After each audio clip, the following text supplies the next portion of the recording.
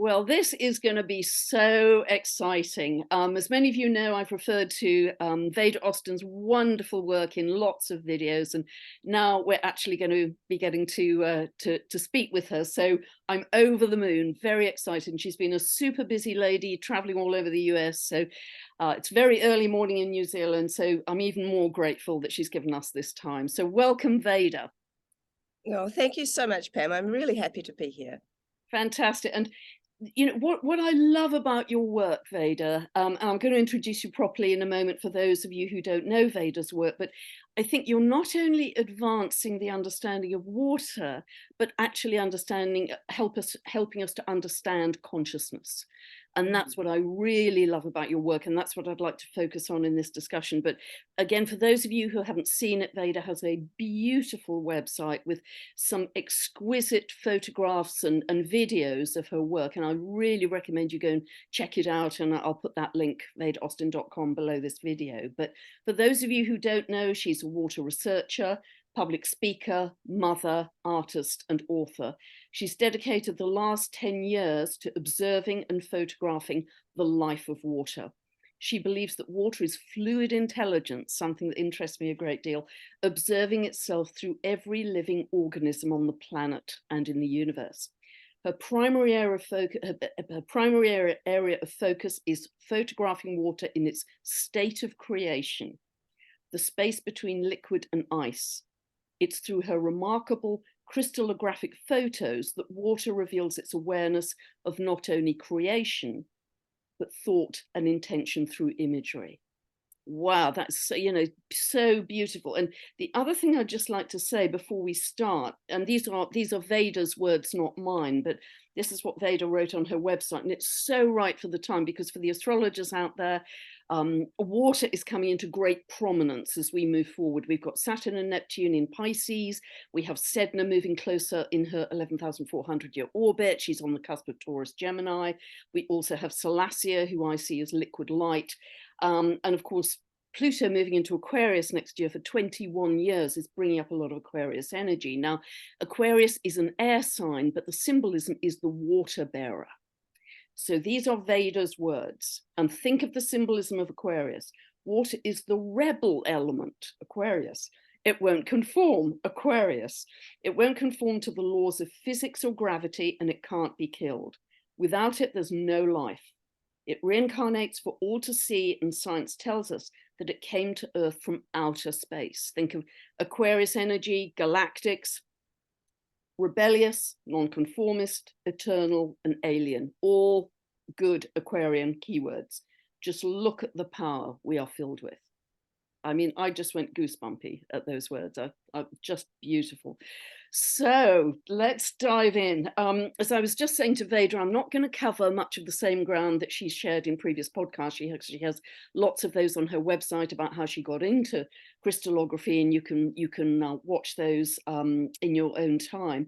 But it's really about this issue of water coming from outer space, because I did a little bit of research, and the science seems to say that, yes, indeed, water comes from stars and asteroids and from the ice that's trapped in the interstellar dust. And it was saying that up to 50% of the water on Earth is up to 4.5 billion, not million, billion years old. So it's ancient, it's cosmic, and it's ancient. So Veda, is there anything you'd like to talk about with that? Because that feels as if it's a real unifying factor for the cosmos. Oh, there's so much to say, honestly. But the science is out as to whether water came from outer space predominantly, or whether it came from the primary water source, which is held within the Earth's mantle. And so there is certainly some that came from space, from meteorites and asteroids. And what does that mean? Well, what that means is that a lot of the water that we're drinking is essentially alien. It has come from another planet. It's come from space.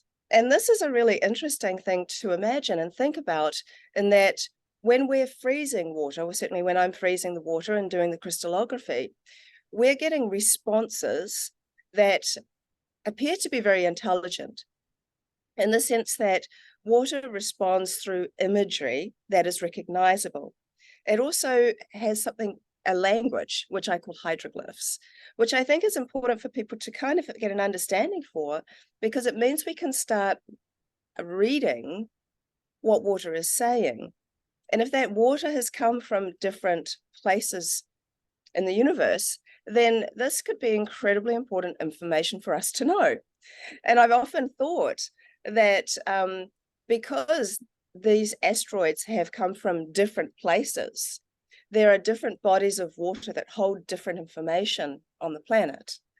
And so there are also healing waters around the world, and they're dotted around and like Lords, and there's actually quite a number of them.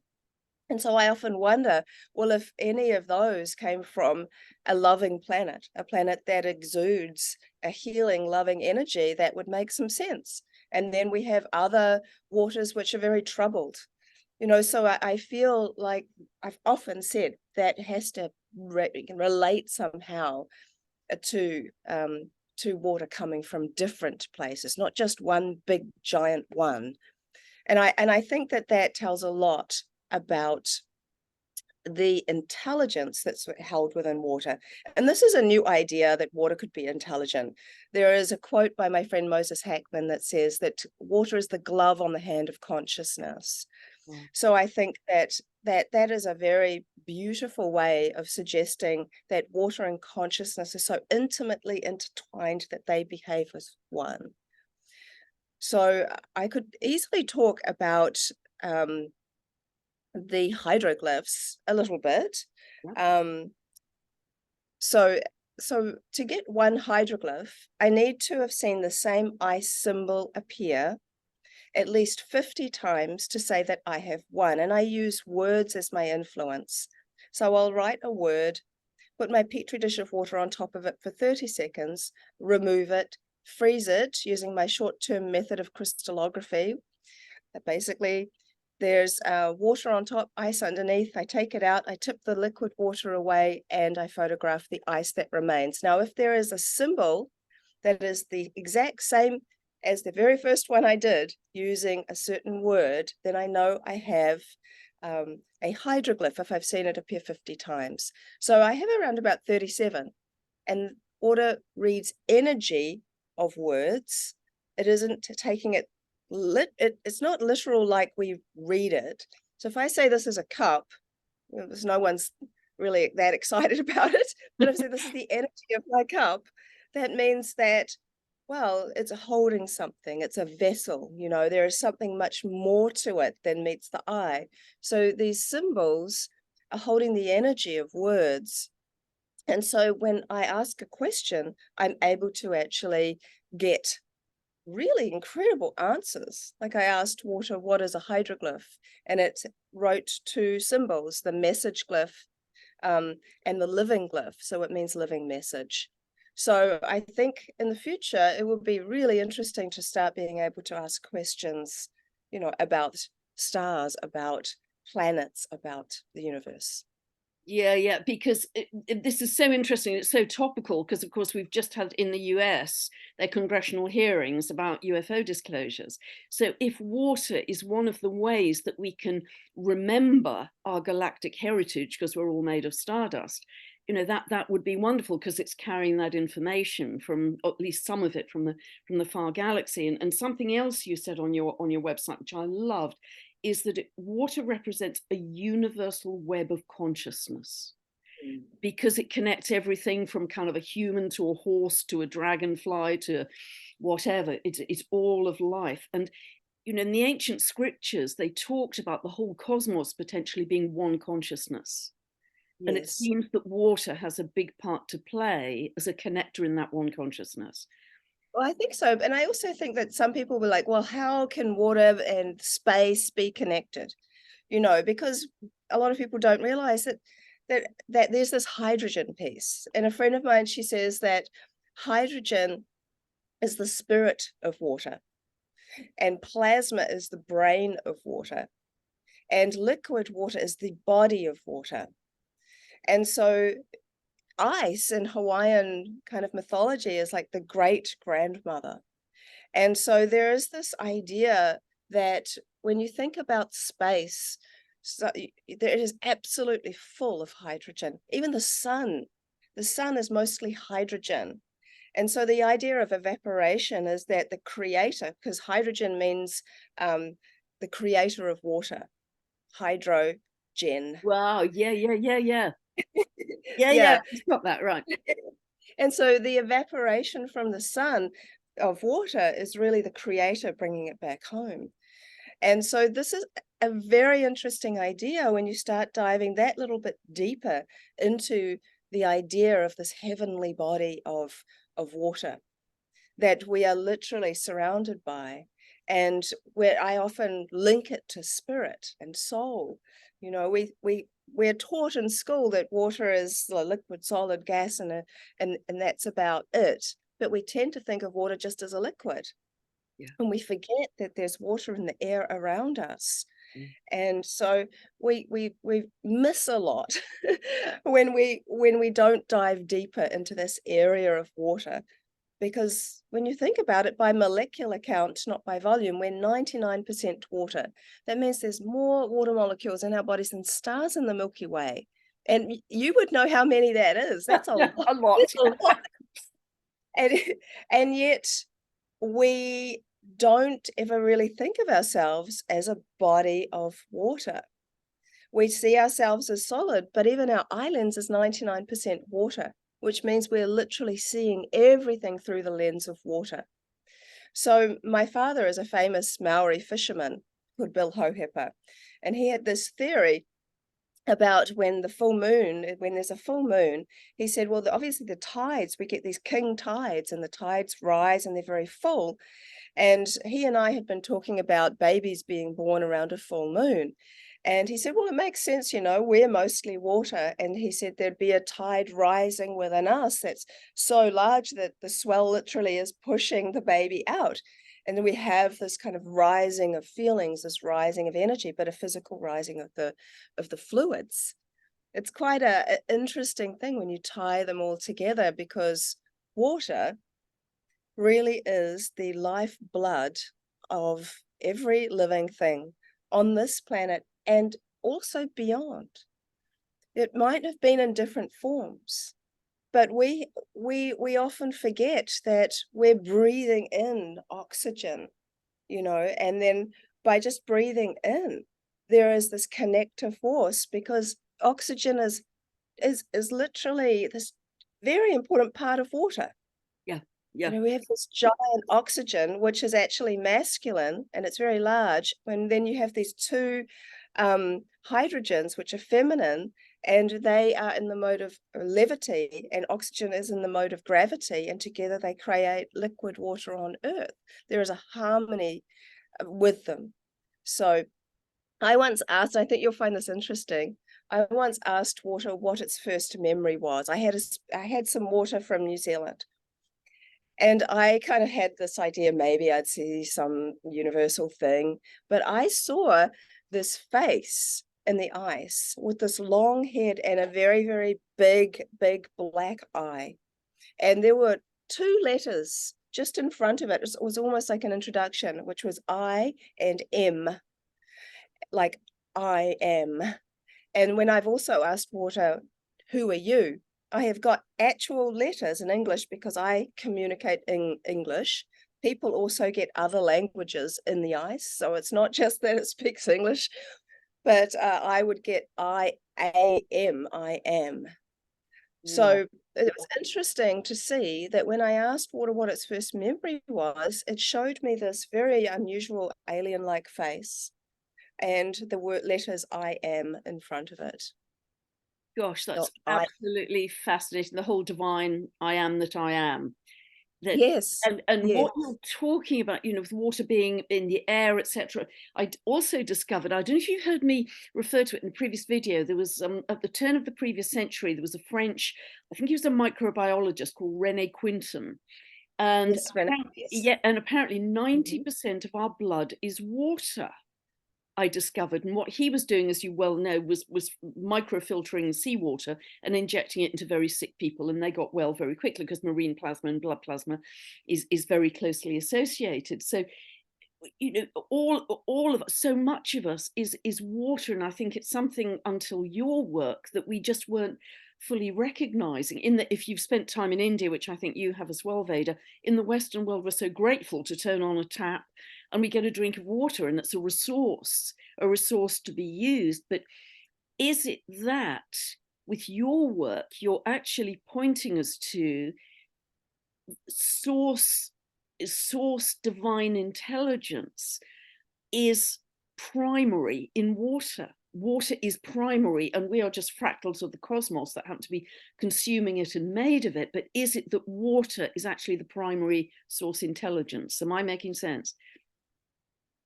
I am beginning to think that. I have this saying that water is not a resource, it is source. Yes. So yes. that is very much in alignment. I'm just turning this heater off because it's getting a bit warm. Sorry. Very much in alignment. Oh, there we go. With what you've said. Because, you know, we think about this idea of an overarching consciousness, that all things must come from somewhere. And so there is this idea that the consciousness within us is multifaceted. It's an interesting one, because I think of the spiritual aspect of water as the observer, and the observer is not in judgment. Now, when water is outside of a physical body, I observe that water is not in judgment. And how do I do that? That seems like a very big statement, but I've done it. I've been working in crystallography for 10 years, and I have over 40,000 photos of water sharing information in an incredibly intelligent way. And it's so far beyond coincidence anymore that I've started to just simply invite water to share whatever it wants. Now, there's this idea, is it a unique voice, or is it my consciousness impacting the water? I get this question a lot. Like, is water conscious, or is my consciousness impacting the water? So some of the ways where it's very, very difficult to really see, well, how can I do this without being conscious of the work, being conscious of what you're doing. You can't take the observer effect away when you're doing something intentionally. So I thought, well, what about dreams? You know, what about dreams? So I thought, well, you know, I'm not conscious in my normal state, at least, when I'm dreaming. So I would leave a petri dish of water beside my bed and invite it to accompany me in my dream time, but to show me something relative to my dream. And I thought, well, this seems a little far-fetched, but I've got nothing stopping me from doing any of this work, so I'm just going to give it a go and see what happens. And so I sleep in the dark. A lot of people ask me, can this crystallography work if you're in the dark, or does light have to be a part of this? But a big factor about water is that it absorbs photons. That's actually a big part of what it does. It's mostly light. Wow. And I think this is very relative to some of your work, is that understanding that water whole is mostly light, and light is emitted from all the heavenly bodies, including our heavenly bodies. And so I would do that. And then in the morning, I would wake up. And on the dreams, you know, when you have a dream and you kind of like just trying to grab it, it's like, come on, dream, I know I can remember you, but you can't remember it. And it's like gone.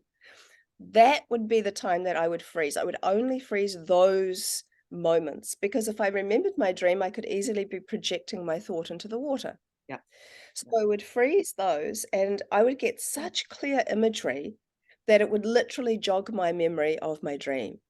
And then I would write down what I remembered. And I have a study that I did on dreams with somewhere in the range of 20 or 25 dreams, where it clearly showed this very clear image, whether it be a boat or a cat or a tree or even railway tracks. That were so specific to the dream. So how can water accompany me through the dream time if it's not an observer? And we're dreaming in the subconscious state, so it's accompanying through another state of consciousness. So this means that water is not limited to what we think it is. We limit water to being something we drink that bathes us, that takes away our waste. But in ancient times, water wasn't even called water. It was called the waters because it was so revered. And when Romans brought plumbing into being, the water became called water, and people could see their effluents being taken away. So it wasn't considered as sacred. And then now we tend to reduce it to H2O. And so I think there is a renaissance of what it is to be bodies of water. And I think we're starting to understand now that the sacredness of water is the most essential thing for us to start really realizing. Because when we do realize that we are sparks of divine, and that divine aspect, I do believe that water is a huge part of that. And it's something of which I think it even explains the way in which the soul leaves the body. We often get told, oh, excuse me, I'm just getting over a cold, that the soul or the subtle body or the spirit leaves the body upon death. But we don't get told how. And so I've had this theory, which rings true for me anyway, may not ring true for others, but I think it makes some sense to me. Because I think of the spiritual aspect of water as being the observer, which is an interesting one because we can observe ourselves. So I've interviewed a number of people that have had near-death experiences, and they have this sense of rising, which is what a gas does. So of course, water it can be a gas. And then it rises, and then they say there is this looking down at their bodies being resuscitated, but without any attachment anymore to the physical body, not realizing even that that is them. They're simply watching themselves. And then they go through a kind of in-between space and move on from there. So there is an immediate rising, and then there is a watching. So an observer. In Maori, there is the word for spirit is wairua. It means two waters, the physical and spiritual waters. There's much more to that, but that's a very rudimentary way of saying it. Now, I think that we have a spiritual water, and I think that there is also a physical water. And I think the spiritual water is in the relationship with the vapor or gaseous state. Now, we know that there are 4 types of water now, a liquid, solid, gas, and then a type of gel or plasma. That's the kind of water inside of our cells that Dr. Jerry Pollack talks about. It's the stage of freezing. You get that in-between gel-like stage as water's in between the liquid and solid stage, and also as it's melting. And you can get that type of water in water outside of the body. So it's an interesting one because there are these different phases. We know that we have them, but the secrets are always in the subtleties, and as I'm sure you know very well. Yeah. So within the subtleties, there is something like over 300 different types of ice. Wow. And there are subtle layers in all those different types of ice. So I think it is very plausible that the spirit is very much in relationship to water in one of the subtle layers of a vibrational vapor, and that it is able to actually come out of the body. Its silver thread is electrical charge. So as long as somebody is alive or has some kind of movement in the body, if that's even as a fluid, there is some weak piezoelectricity because we're salt water, we're not fresh water. And so this aspect of the spirit stays connected to the electrical charge. And so that's how people can come back into their bodies if they've had a near-death experience, because it's able to find its way through this charge that is there. So there's a lot more to that, but you may want to move on and ask some more questions. But for me personally, I think that it explains how we can transition. To me, it's actually very comforting because we've all had people who have passed away, And so if we have this idea that this consciousness within us is in right relationship always, always with the water, and the water doesn't die. We say that's dead water because humans love to label stuff, but actually it's not a truth. Water will always evaporate. It will come back and it will take on these different forms. And so I think that, there is a very clear relationship between the spirit and the and water in its many different stages, that's all. And that is, I mean, one of the many things I love about your work is what drives my work is how do we create our reality. And I've often talked in my videos about how our frequency is creating a kind of geometry in the plasma, which is invisible all around us. And Dr. Jude Currivan, the cosmologist, has talked about this. And I've got some very psychic friends who can see this geometry of light literally appearing around people. When their frequency is very consistent and coherent.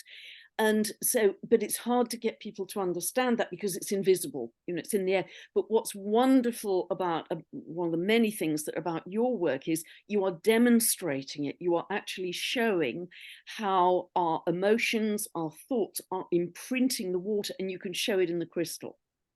And Absolutely. not only that, it isn't just that the crystal is echoing your thought. There's actually an intelligence that's translating it, and often coming back with a surprise, isn't there? It's like a conversation. It isn't just a flat echo. So would you like to talk about that, the more intelligent sort of telepathic conversations that you're having with water? Now, I mean, you put something on Facebook just the other day when you said to the water, "Can you see me?" And in the crystal there were 3 eyes. I mean, is that your third eye coming through as well? I mean, that was funny. Interesting. It was actually quite dimensional as well. So there was the large one at the front, and then the middle one at the back, and then the small one at the back before that. And it was like, yes, of course I can see you. But how can we even imagine that water can design these pictures that are so intelligent, that are so relevant to the questions? I asked water, "Do you know my name?" And it designed my initials exactly like I write them. And then recently in this year, I thought, well, well, I have 2 Indian names as well. My middle name is Karan. And so I said, do you know my Indian names? And I got VK with this thing that looked like Hindi at the top. And it was like, people think I get used to it. I never get used to it. My mind is always blown. And I think it's a good state for it to be, quite honestly, because I also would like to say that water will only work with me in this space if I feel like my normal self. What I mean by that is I can't be angry and I can't be feeling frustrated. Water won't play with me in those emotions. It has boundaries. It simply won't design. So I think that's really interesting because it shows that water is adhering to a higher frequency. And I've often found this very comforting because I share this work all around the world and I teach people how to do my crystallography. And what's interesting is when you look at the work of Nikola Tesla, and then you go back to Victor Schauberger, these two great people, they were such geniuses, and they created, like, with Tesla, this free energy device, and there is this idea, and even with Schauberger, these kind of levitational devices, and they were so brilliant, but then their work got taken away from them and got turned and used potentially for other things, and they had a very, very sad end of their lives. And this has happened with way too many people out there, whereby their geniuses, they create things that they are wanting to make good in the world, but their work is taken. Well, at the very least, my work with water and this incredible fluid language of which I'm beginning to really decipher,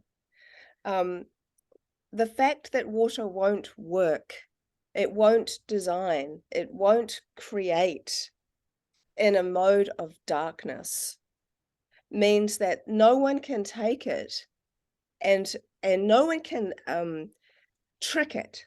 So years ago, I would never do this now. And I was convinced to do it once because somebody was so adamant that I would do this. They said, "Well, can you trick the water?" And so I did this thing where where basically I was with the water and I said, "Can you show me something amazing? Something amazing that's just between you and me, and I promise I won't share it." And that was a lie. I was lying, intentionally lying, and I was going to share it on Facebook and on Instagram. And I felt so guilty, so guilty. And what was really terrifying in a way for me, and I'm going to be sharing this in my book whenever it comes out. Um, but I got 2 letters in the ice, and the rest was not designed properly. It was quite disordered. Just 2 letters, N-O. Oh, wow. I was like, "Damn, I'm never doing that again." Wow. I mean, that is extremely intelligent. And I'm like, "Okay, what am I actually working with here?" And I think what we're seeing now, and why is it happening now? Why is it that we're starting to get this language, this intelligence, this kind of communication with water now and not like 10 years ago? And of course, there have been scientists that have been out there sharing that water can store information and share it. But I don't know that we have been able to quite find this language yet, or this incredible art yet, because people can look down a microscope and see geometries like Emoto did. And whereas there is a scientist and another friend of mine, Laurent Costa, who's looking down the microscope, and to him, water is a spiritual teacher. So he would smile at the water sometimes, and then he would freeze it, flash freeze it, and look through the microscope, and he was seeing happy faces back at him. He was seeing hearts, he was seeing fish, he was seeing things relative to his day. But because he thought of water as a spiritual teacher, he didn't want to experiment on it. And I would suggest that I'm a bit more in that camp. I love science. I'm speaking at the next annual water conference in Amsterdam this year with Dr. Jerry Pollack as a speaker in the scientific arena, talking about hydroglyphs because of course scientists love repeatability, and I have repeatability. I have a lot of repeatability with that work. So it's and then you have the art, and then you have consciousness or spirituality. I think you get a truth when you interweave and weave them together rather than only seeing one way. I think we get more of an entire picture this way. And so it's a very, very important time for water. As you were talking in the beginning, about Aquarius, and it's funny because the love of my life, he's an Aquarius, and I'm like, yep, that ticks his box. Yeah, that's definitely him. And so, why?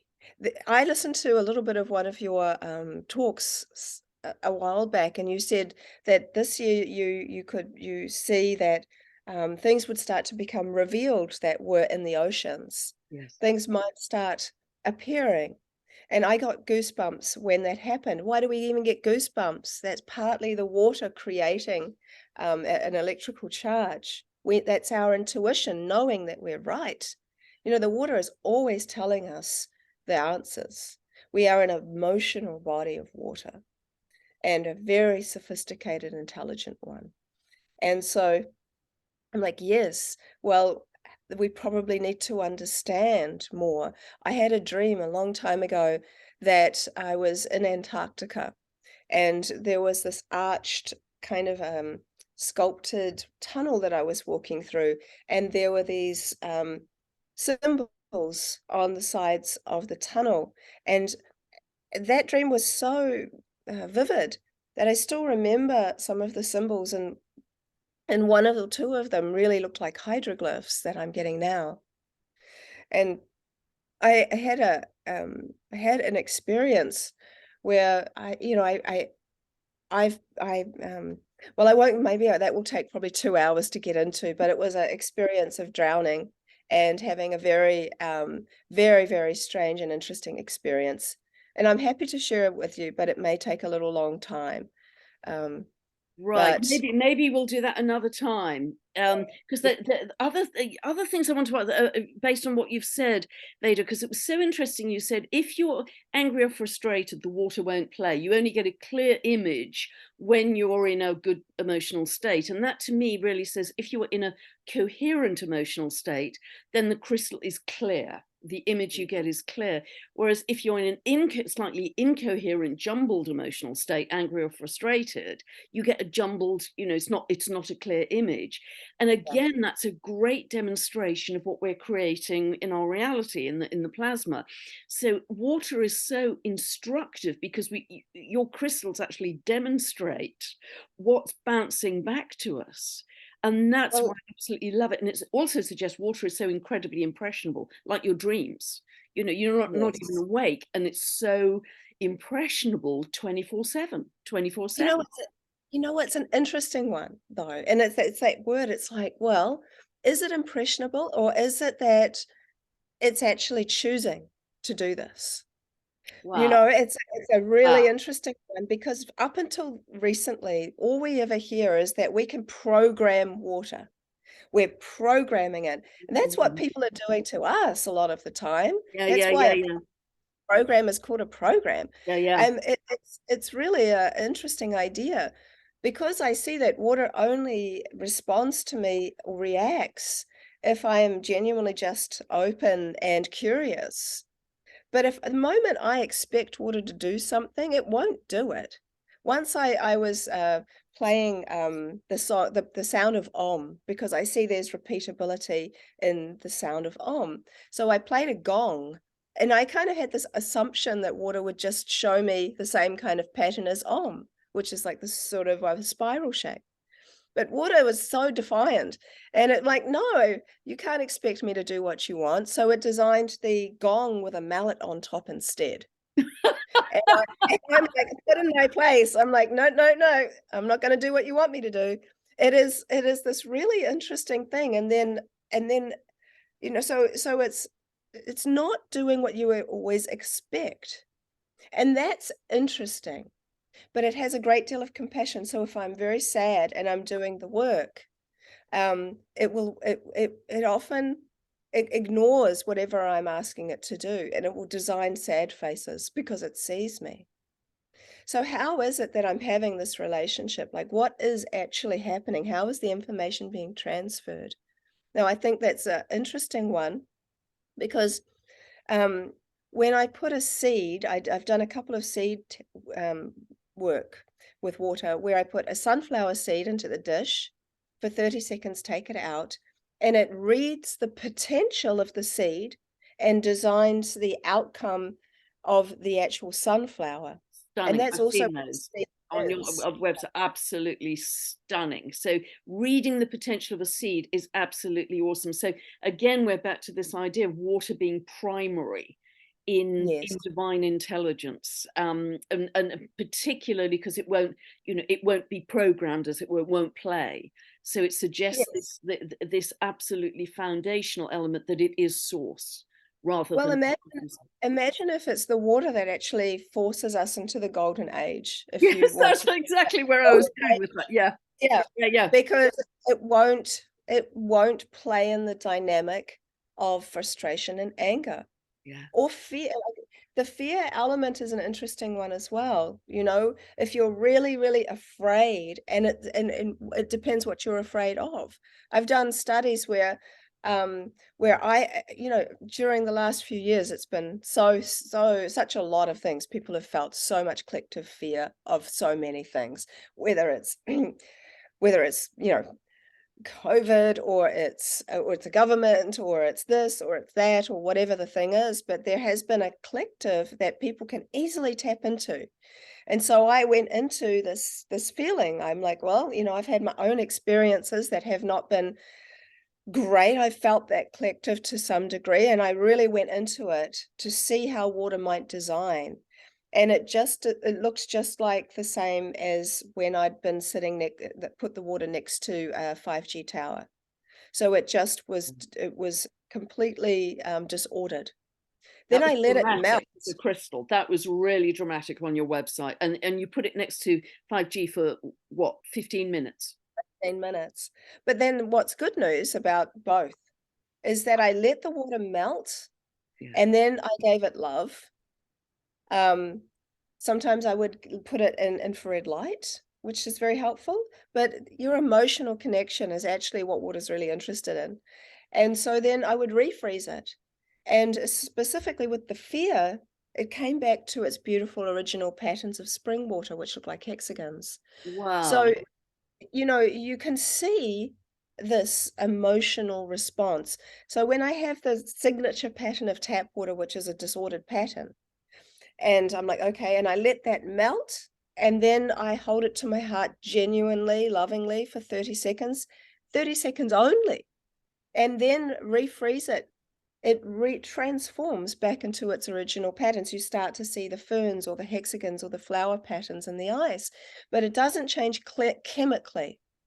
So if it's not changing chemically, this tap water, but it's changing structurally, what we're actually seeing is that water is having an emotional response. So, someone once said, what if water is expressing its consciousness through us and every living thing to observe itself from every perspective, which is an interesting idea.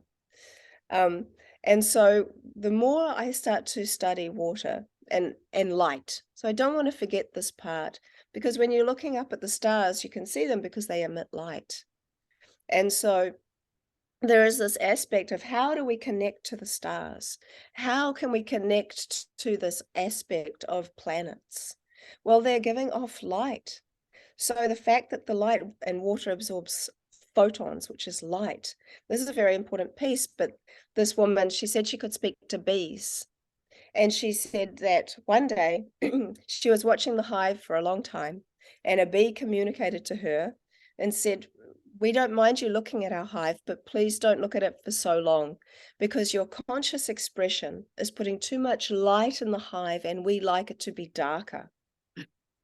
So where we put our conscious expression is where we're putting our light. So one of the big issues that a lot of water scientists, or not water scientists, but the more mainstream science will say is water can't store memory because it's always updating its information every trillionth of a second. Water in its liquid stage is constantly molecularly breaking apart and moving. So it's not possible, they say, that someone could set an intention and all of this. This is rubbish. But I was speaking to a friend of mine who is quite an advanced quantum physicist, and he said, there's a very big difference between molecular chaos and molecular excitement. So when you are very much in your good energetic state, you're feeling very neutral. Actually, that's a good place to be, where we don't expect an outcome, and where you're just curious. Children are fantastic at this. And so when you kind of set some kind of intention, or you're just curious, like what relationship can I have here with the water? What can the water show me? Or you're sending a vibration of love to the water, which is, I have to say, water is more interested in what you're feeling than what you're thinking. Yeah, very interesting. Yeah. And so this information, if what we're actually translating is light, and it's kind of a coding in the light, the water is actually taking the information of light, and as it's moving, but because it's actually excited about what we're talking about, there is a relationship, there is a connection, that information becomes informed. So you think about inform and then not inform. As water's beginning to freeze, it becomes inform because it's informed from the information translated from light, from the light emanating from you. So this is a very important piece of the work. So then if we go outside and we put the water outside on certain times of the equinox, or we've done this, and we've seen that a full moon creates a specific pattern, that that the waning moon looks a certain way. We're actually starting to see symbols that relate to these kind of times. And so this is a really important part. It was very fascinating. I once, because my mother was a Capricorn before she passed, and I'm a Cancerian. So I got the stars, the when you look for the stars of Cancer and how they're placed, the little dots. So I placed water on top of that for Cancer. And I had no idea. I kind of thought, well, if it's going to do anything, maybe it'll just copy the pattern. But it designed a crab. And then I did the same thing for the Capricorn, and I got this goat. And I was really kind of taken aback because I don't know what I expected, but it wasn't that. And so that was kind of surprising to me. So I am planning on doing all the astrological stars at one point to see what will happen and to see if it will repeat it or not, or if it will do something. Remarkable intelligence. And it's so interesting, Veda, what you were talking about, that the water holds the light, because Dr. Zach Bush was saying exactly that the other day in a podcast, that because we're getting this very high frequency photonic light, and light carries information, we're getting new information that we haven't had before, and that's being held in the body. And as I understand it, the better the quality of the structure of the water in your body, the more light you can hold. You embody more light, you become more light body, essentially. So we're back to the quality of the water, and the quality of the water is determined by our emotional state. So we're constantly in this feedback loop with the cosmos, which is what is so exciting.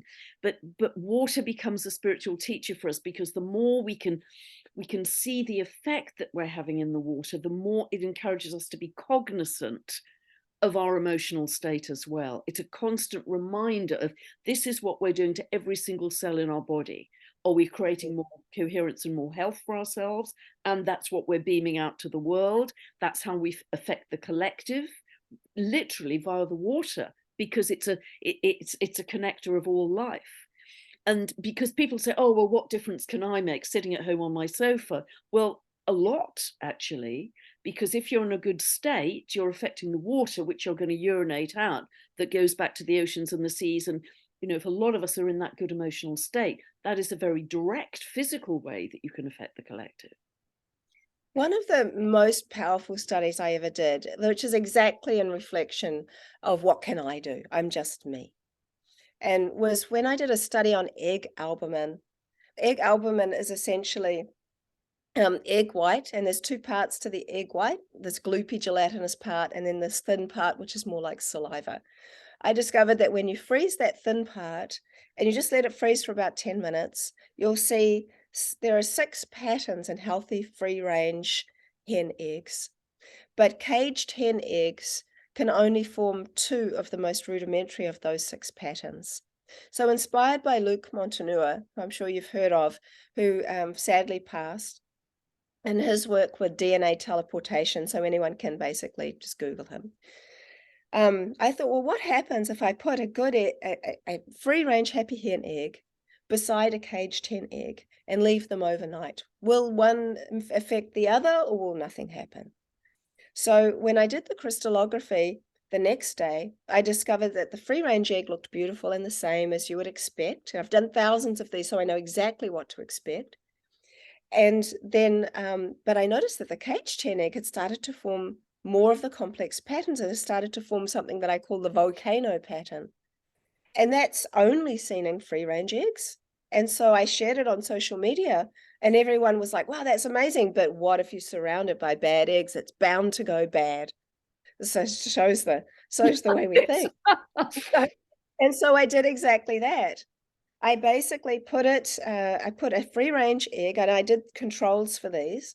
Free-range egg in the middle, surrounded it by caged hen eggs, all from the same batch, and had a control to know what they looked like. And I left them overnight. And in the morning, the free-range egg looked gorgeous, but there was healing by proximity. The eggs that were surrounding the free-range egg, that were the closest to it, had improved to such a degree that it was almost impossible to tell that they were ever caged hen eggs. They looked just like free-range eggs. They had all of the patterns you would imagine. Further away, they'd improved, but not quite as much. I repeated this again, and I got the same results. So what we're really seeing is if we start to heal ourselves, we naturally heal others. Yeah, yeah, yeah, And this is a truth. This is not some small thing. yeah, You no, know, that we get caught up in this idea that it's just me. Well, you know, there is this idea really that my teacher told me many years ago in India, and he said, you know, some of the greatest people that have ever graced the earth have been divine vessels of divine love. And that energy of theirs has actually healed people that they will never meet because their energy has gone so far across the world. yeah, And I think that that's absolutely possible for us. yeah. One of the things I keep seeing around the world is so much bad news. So they're trying to do this to us, and they're trying to do this to us, and they're trying to do that to us.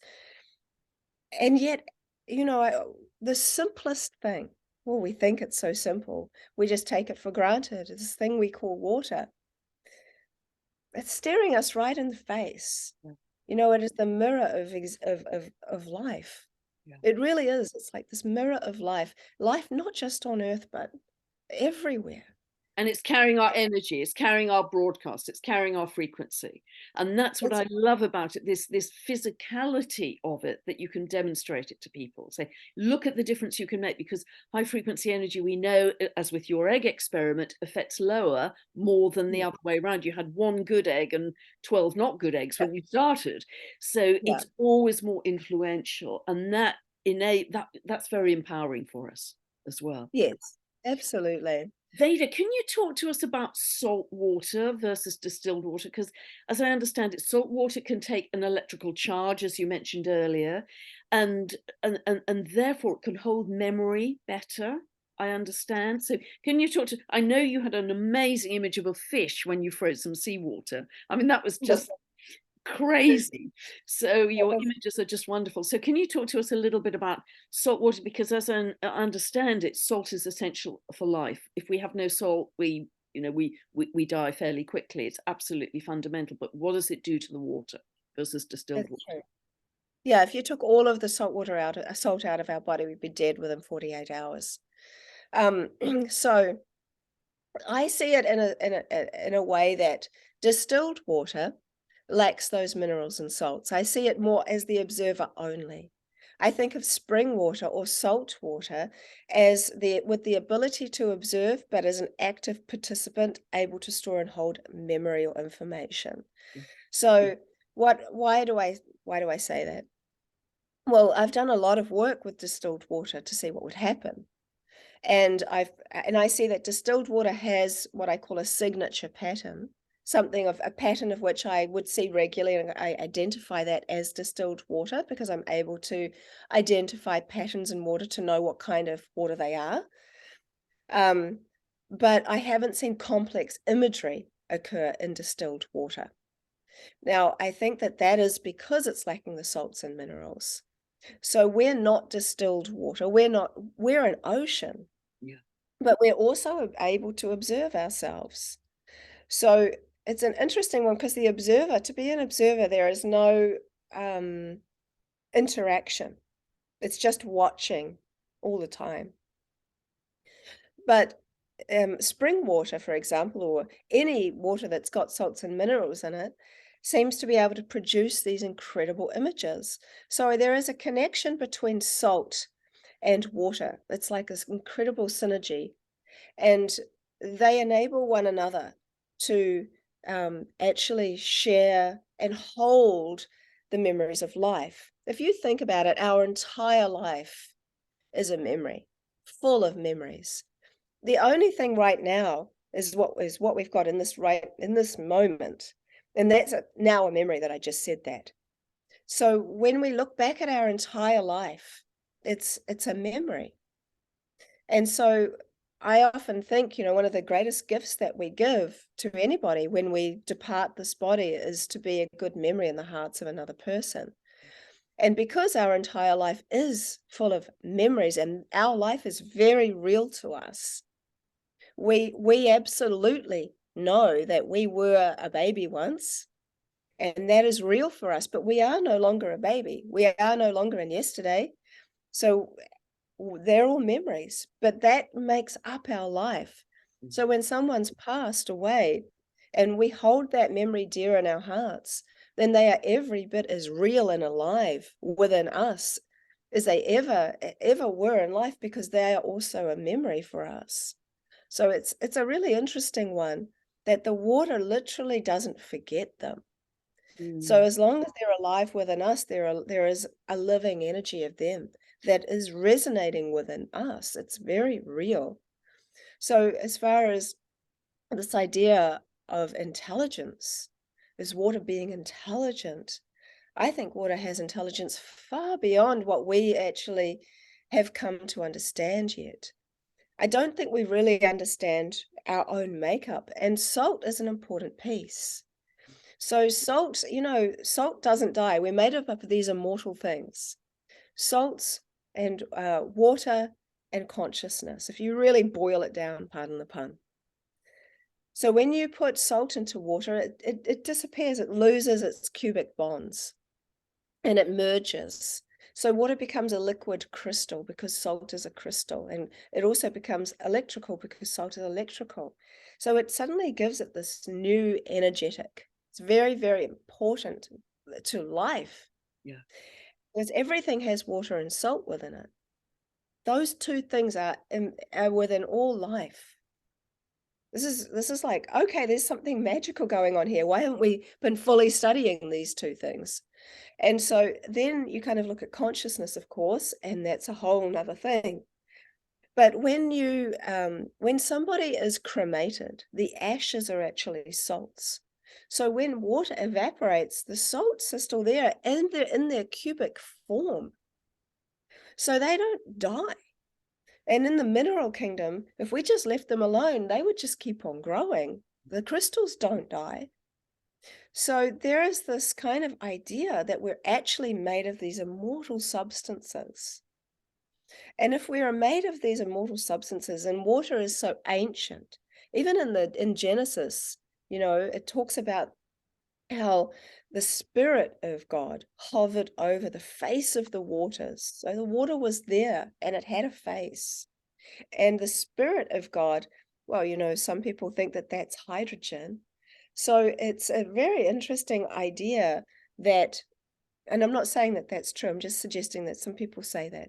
This idea that this combination of to move over, to hover over, means there is some movement. And then also in Genesis, it talked about the word.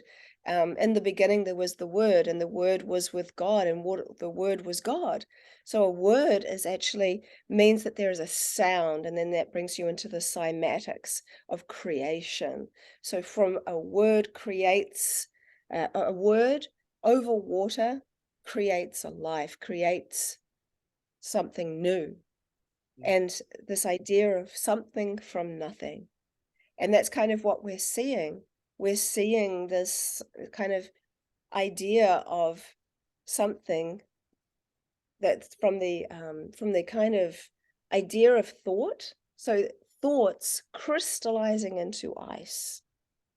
So it's a very interesting idea, because we think of the unseen as not being there sometimes because we can't see them. But there's such a lot that we can't see that is actually there. And so, um, like water in the air. Yeah. And so this idea of salt storing information is a very important one, because the salt goes back to the earth and, well, the water will evaporate back up.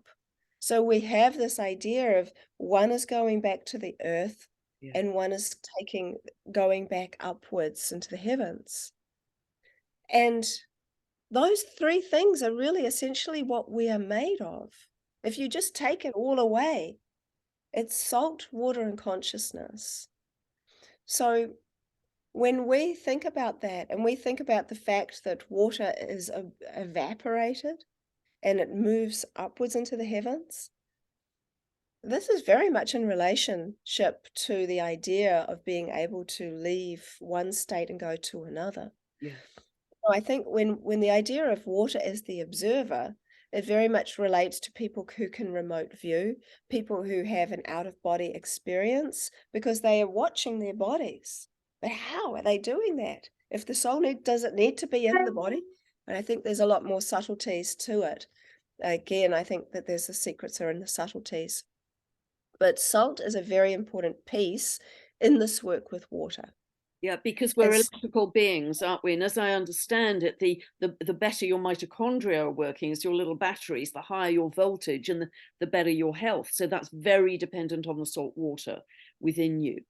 But it's so fascinating that, as you were saying, Veda, we can create life out of nothing. It's a combination of almost sound and light that are Mhm. starting, that combination, that frequency merge can start to produce life.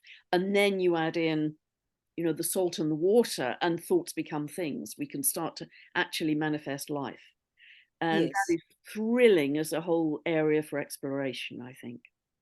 I think so. I think that actually what we're really working here is a kind of um, communication without just through thoughts. Yeah, I think that water is able to actually show us how we can communicate like that telepathically yeah, because we're able to see that it receives the information and it translates it into a picture form. And pictures speak 1,000 words, and water has so much to say, so much to tell us. Um, when I asked water, you know, show me something that was um, created by something divine, I saw a picture of a person, and I oh thought that was wow, really beautiful. You know, the kind of questions you can ask and the images that you get, it's mind blowing. yeah. And it's accessible for all of us to do And this. there's definitely a divinity, isn't there? There's a divinity. There's a cognizance and intelligence, and it's a divine intelligence in water. So It's a divine but intelligence. this idea of water is source, I think, is wonderful to think about, because we're just surrounded by it, and the interplay we have with it, the effect we have on it, is very much demonstrated by your beautiful work. And you're continuing to advance your understanding, which is another thing I love about your work. You're not staying static. It's just growing and growing and growing, and helping us to grow in our understanding of what we're made of and where we're headed on this dizzying ascent to a very different state of being. And I think you're a huge part of it, a real leader for our future in the work that you're doing. And I just, we're up to the hour now, and I just want to thank you so much for your time, as a very busy lady. And I've absolutely loved this conversation. So is there anything else you'd like to say, Veda, before we close? Well, one of the things I think we talk about water as source, and I think that that also enables us to be able to tap into that idea that we are also source. Yeah. You know, we often feel so small, like what am I?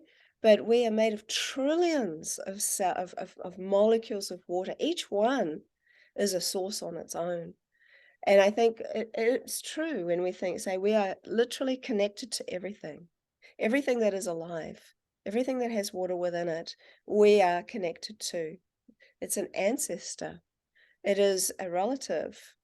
You know, water is so much more than we've ever imagined, and it's within us. So we do have so many answers. We can tap into that collective knowledge, those akashic records, if you will. We can tap into that because, of course, the answers are within us. So I think that the more we start to see ourselves simply as as the water kingdom, which is also air, Yeah. um, you know, it is also earth, and interestingly, it's also fire because of the hydrogen. Yes. We are all of those elements, and we are the mineral kingdom with the salts, and then we are divine consciousness. Just starting to even focus on these truths, then we can start to go, okay, if I just quiet my mind and I think, well, what do I think for myself? We get taught how to think from a very young age. What do I feel for myself? What do I who and what do I want to connect to? And where do I want to put my light? Because my light is emanating out of me so strongly, then I think we can get much further ahead with those thoughts than sometimes getting so confused as wondering what the heck is going on in the world. The answers are really truly within us, and they're around us, and they're far away from us, and they're right here too. And it really beautifully said, and it really helps people get away from this sense of separateness and isolation. It brings in a much greater sense of interconnectedness of all things, which is, which is something I really, really love to talk about. And yeah, beautiful, beautiful, Veda. Thank you so much. I really loved sharing time with you, and just bless you again for making this time so early in the morning in New Zealand on such a busy schedule. So thank you so much. Thank you, Pam. Yeah, thanks everyone. Bye for now.